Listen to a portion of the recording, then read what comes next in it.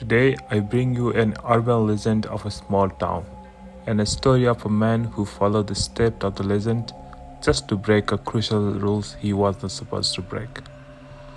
Welcome to the dark side of storytelling, where every story is full of thrillers and mysteries. In this channel, I bring you both true and fictional thrilling stories. If you are ready to embrace the fear, like this video and share the thrills with others. With that, let's start today's story in narrator's voice.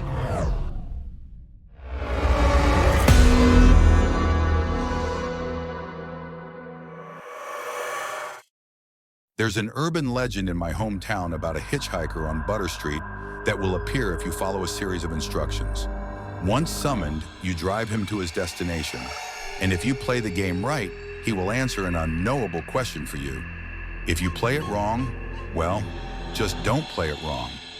There's an old gravel pit at the end of Butter Street. The water there is the deepest blue. It's almost like staring into the ocean. That's how deep it is. More than one car over the years has been dredged up from the depths there. Officially, these drivers all fell asleep at the wheel. But unofficially, the deaths from cars careening off the road into the gravel pit during the wee hours of the night only add more veracity to the urban legend. They were the poor souls who broke the hitchhiker's rules. So far, no one has pinpointed the origin of the legend.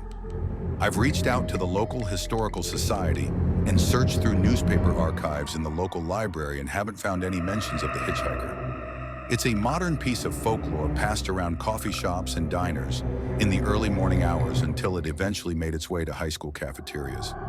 It wasn't until someone posted about the hitchhiker on a local Facebook group that people began sharing their experiences and the rules of how to summon him. But as more people shared their experiences, the details about the hitchhiker varied from person to person. His clothes have switched up over the years, growing more modern. His speech doesn't reflect any particular time period either. No mannerisms or 23 skidoo phrases to help date him. Sometimes he's in his late teens, sometimes he's much older. Even with these differences, everyone who claimed to have summoned the hitchhiker swears that he was real. The only common thread in all of the stories of the hitchhiker is that he's always wet when he enters the car, followed by what were always his first words to the driver. "It's a bad night for rain," to which you reply, "Is there ever a good night?" He laughs, and that's when you know you're playing the game. But I'm getting ahead of myself. I should go back to how I got him in the car. The game starts by turning your car on exactly at midnight. Where doesn't matter, only when. And once the car is on, you can't get out. Nor can you let anyone else in. Just you and your car at midnight. What comes next is a lot of waiting because you have to be at the pickup point on Butter Street at exactly 3 a.m. That's right, 3 hours in the car. Those are the rules. With 3 hours to kill, a lot of people show up early and just cruise the road so they can time getting to the pickup spot at exactly 3 a.m. But as the urban legend has grown in popularity, the local police will pull you over if they see your car circle back down Butter Street more than once. The local cops all know the rules, so if they pull you over, they'll have you turn off your car and get out of the vehicle, thus ending the game.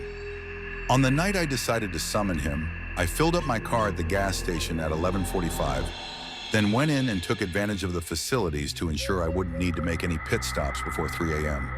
Then I waited in the parking lot until it was exactly midnight and started up my car. I should add that it doesn't matter what type of car you drive, but a 4-door car is preferred over a 2-door or a pickup. You don't want to look directly at the hitchhiker, not until the end of the trip. That's much easier to do if he's sitting in the back seat versus sitting beside you. I drove in a big loop around the county until it was time to head to the pickup, avoiding any of the known police traps to keep from having to try again another night. I kept my maps program running on my phone so I knew exactly what time I had to make my way to Butter Street. I can't imagine how difficult it was to be an urban legend hunter before real-time GPS maps. Side note, you can play with the radio on or off. It has no impact on the hitchhiker. Radio on is preferred if you choose not to engage him. He can get quite loud and belligerent if you won't talk to him. I pulled up to the pickup spot, stopped the car, and then followed the summoning instructions. The rules posted online had small variations, but attempts that contained the following actions had the highest rate of success. Leave the car on and in drive, but engage the emergency brake. Turn off everything but the car. lights, air conditioning, radio, phone. Unlock the car doors 3 times. Roll down all the windows. Press the brake pedal 3 times. Turn the headlights back on. Wait 3 minutes. If he's not there by 3:03 a.m., then you did something wrong. With the lights off, I noticed a fog rolling in. Whether it was part of the ritual or not, I don't know. But it added a creepy aesthetic to waiting on a dark road at 3 a.m. for a ghostly hitchhiker. Other than the idling of my Subaru, the road was still and quiet. I had even shallowed my breathing so I could listen for footsteps, giggling teenagers, other cars, but there was nothing. I never even heard the car door open. I only heard it shut. "It's a bad night for rain," a voice said from the back seat. I felt every hair on my body stand up as a chill ran up the back of my neck. Over my stuttered breathing, I could hear the steady drip of water from his pant leg hitting his shoe. I didn't turn around, but I stole a peek in the rearview mirror. He wasn't a big guy, maybe my height. He was dressed in a white Dr. Dre The Chronic t-shirt, a red windbreaker, and what looked like dark denim jeans. The rules said the mirror was fine as long as you didn't turn the lights on in the car. But never look him directly in the face, not until he's out of the car and ready to answer your question. I gathered up my courage to reply back, but the words stuck in my throat. I cleared and tried again. "Is there ever a good night?" A pause as I stared back in the mirror at the shape in my back seat. I held my breath, waiting. Then after what felt like ages, I saw his hand slap against his wet knee as he laughed. I let out the breath I was holding as I disengaged the parking brake. "Hold up. Put your wipers on, champ," he said. "With all that rain, you won't see the road." This was a scripted reply, part of the game. "Right, sorry." Also a scripted response. Despite his insistence on the rain, it was bone dry outside. Per the rules, I turned on my windshield wipers, setting them to their fastest setting. He settled back against the seat, laying his arm across the back window. "Mind if I turn on the radio?" I asked. This wasn't part of the game, but I figured it was best to ask and be polite.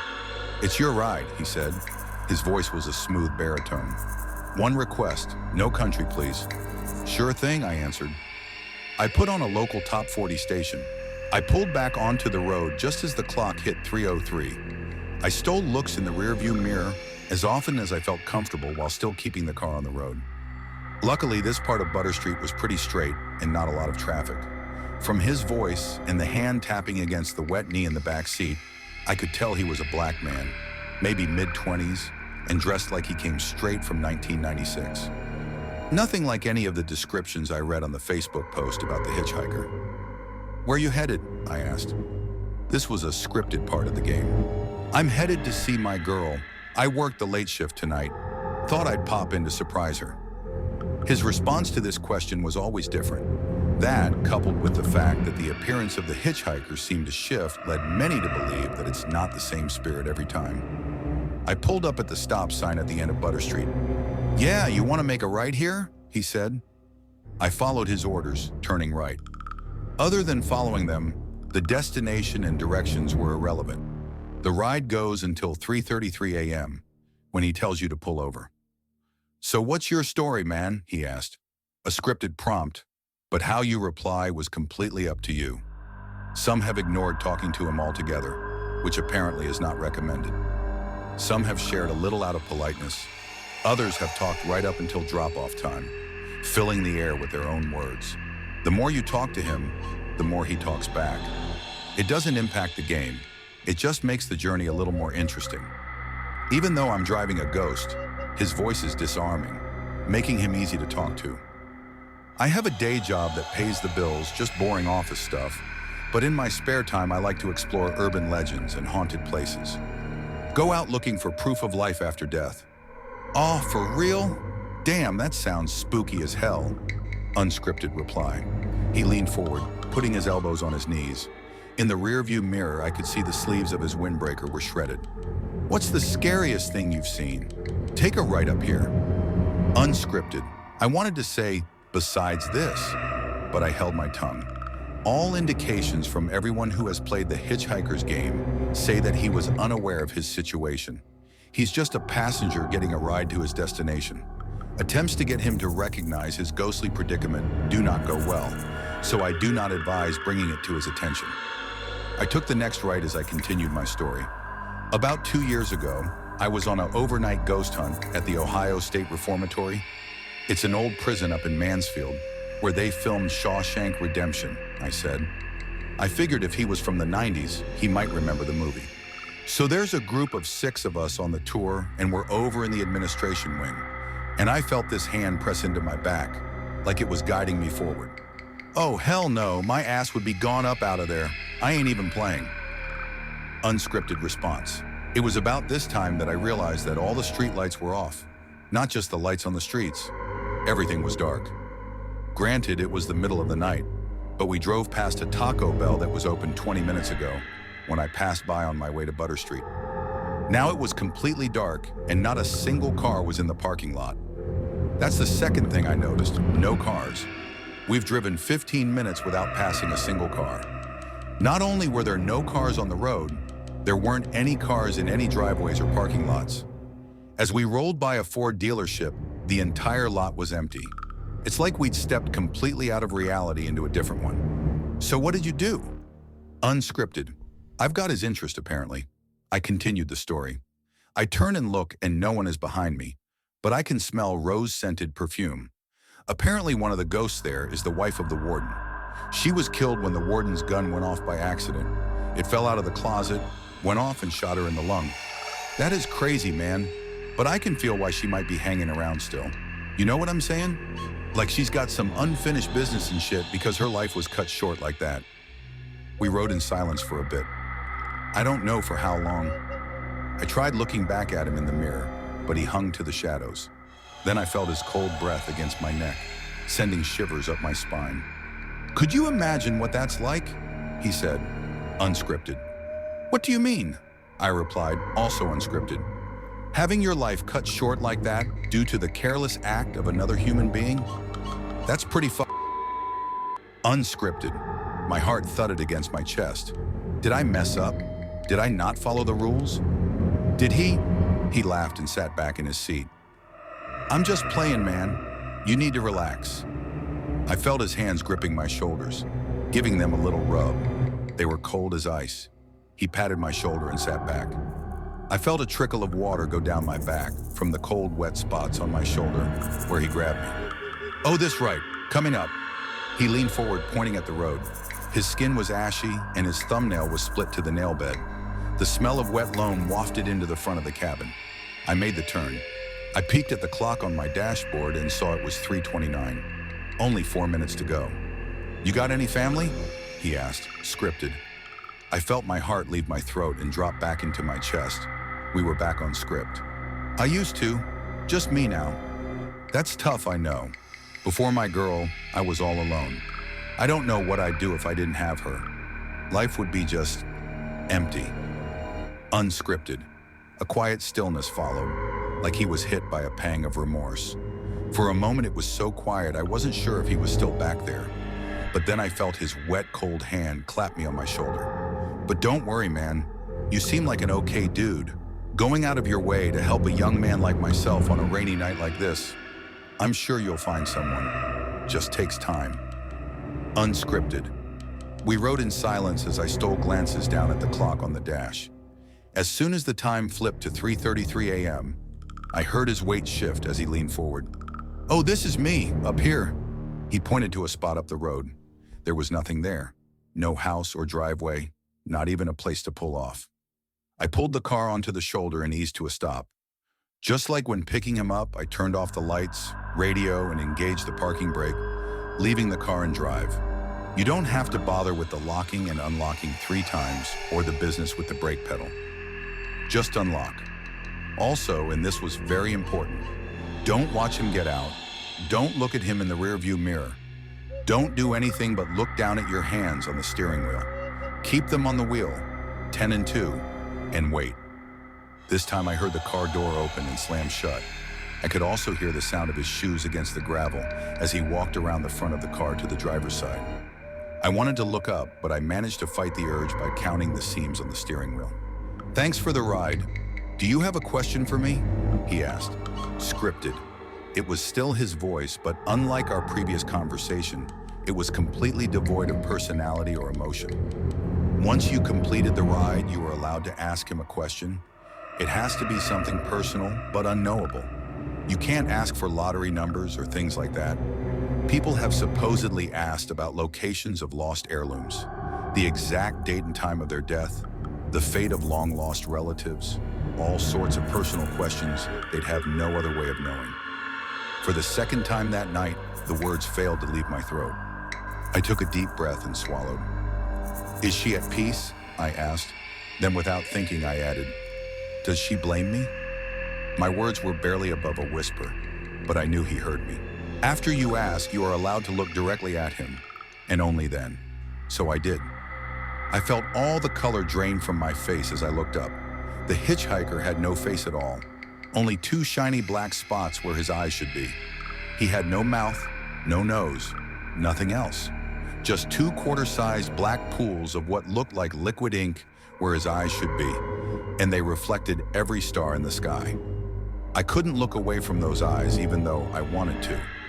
"That's two questions, my friend," he replied. Unscripted. My heart jumped back into my throat. I broke the rules. Two questions. I was paralyzed, staring up into his face. I sat looking up at him for what felt like hours. I pulled back a little as his hands moved up to the sides of his face, just under his ears.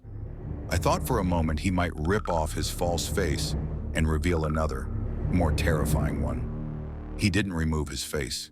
Instead, he pulled his hoodie up over his head, returning his empty face to the shadows. "But since you were kind enough to save me from walking all this way in the rain, I'll answer you." Unscripted. Before I could exhale a sigh of relief, he gripped the doorframe and leaned down so I was staring directly into his empty eyes. "She's not at peace, and she does blame you." Even with the hood up, I could still see every last star in the night sky, in those inky black pools. I can't fully capture what I saw in them. It was like staring at both vast infiniteness and vast nothingness. They held everything and nothing at the same time. His eyes, they were like staring into eternity. As he stood up from the window, I let out the breath I was holding. My hands shook as I pulled them off the steering wheel. "Drive safe," scripted reply, the last thing he says before he leaves. He walked away behind the car. You can watch him walk in the rearview mirror, but don't turn around or get out or try to follow him. I watched until he disappeared into the darkness and waited until I could no longer hear his footsteps against the gravel. When I turned on my headlights, I realized I was back on Butter Street, parked on the side of the road next to the drop-off for the gravel pit. This was always where you ended up after the hitchhiker leaves. All I had to do was release the parking brake and the car would roll toward the drop-off, gaining speed until it launched off the cliff into the deep blue water waiting below. I don't know how long I sat there with my hand on the parking brake release, contemplating his answer to my question. But then I saw them. Headlights. A car was coming up the road towards me. The cars were back, as were the street lights and house lights. I was back from wherever the hitchhiker took me. I locked eyes with the driver as they drove by, having one of those weird moments where time seems to slow down. It was enough to jolt me back to reality. I released the parking brake and aimed my car back onto the road. I got home a little after 5 a.m. I tried to sleep but was too worked up from my adventure, so I called in sick. I laid in bed all day, thinking about the hitchhiker, his words, and all those cars that end up in the gravel pit on Butter Street. Maybe those cars aren't from people who played the game wrong. Maybe they all played it right, but couldn't handle his response to their question. It's been 3 days since I picked up the hitchhiker. I can still smell the wet loam in my car, and his muddy footprints in the floorboard of the back seat are still there. As I write this, I look up from my monitor and look at the photo of my Abigail, taken 2 weeks before she died. She's beautiful, smiling, and happy. She's not at peace, and she does blame you. It's my favorite photo of her. I think I'll take it with me when I take a drive later tonight. I'm going back to see the hitchhiker. I have a hunch, and I don't know if it's relevant, but I feel it's important to share with anyone reading this that I'm wearing a gray Adidas hoodie and jeans. If somebody out there reading this picks up the hitchhiker later on and sees something similar and get in their back seat, well, Then I guess we've solved part of the mystery. If you do pick up the hitchhiker, I hope you get the answer you're searching for. As I look outside, the skies are cloudy, but I hope the weather holds up for a drive later. It's a bad night for rain. Wow, that was strange. Share your thoughts on the story and your theories in the comment section. I will highlight some of the best comments. Thank you for watching or listening this thrilling story. Please consider liking the video and subscribing the channel if you want more thrilling contents. We will try to upload 4 to 5 videos every week. If I do not see you, good morning, good afternoon, and good night.